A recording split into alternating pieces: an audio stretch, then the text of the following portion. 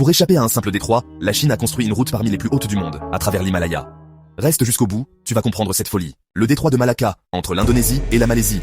Un couloir de 890 km qui se rétrécit à moins de 3 km près de Singapour. Et par ce goulot, passe une part énorme du commerce mondial. Ici, c'est l'autoroute maritime la plus fréquentée de la planète. Un navire toutes les 6 minutes, plus de 100 000 par an. C'est le raccourci obligé entre le pétrole du Moyen-Orient et les usines d'Asie. Sans lui, il faut faire un détour immense par le sud de l'Indonésie. Sauf qu'il existe un géant pour qui ce détroit est une question de survie. La Chine. Environ 80% de son pétrole importé franchit ce seul détroit.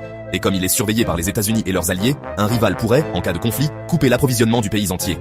En 2003, un dirigeant chinois a donné un nom à cette peur, le dilemme de Malacca. Et un événement récent a transformé cette vieille angoisse en cauchemar bien réel. Depuis la fermeture du détroit d'Ormuz par l'Iran, les stratèges se posent tous la même question. Et si Malacca était le prochain sur la liste? Nul besoin d'un blocus militaire. Il suffit que les assureurs jugent la zone dangereuse pour que le trafic s'effondre, comme on l'a vu à Ormuz. La Chine le sait, et ça la terrifie. Alors pour s'en libérer, Pékin a lancé un chantier hors norme. Et on y revient.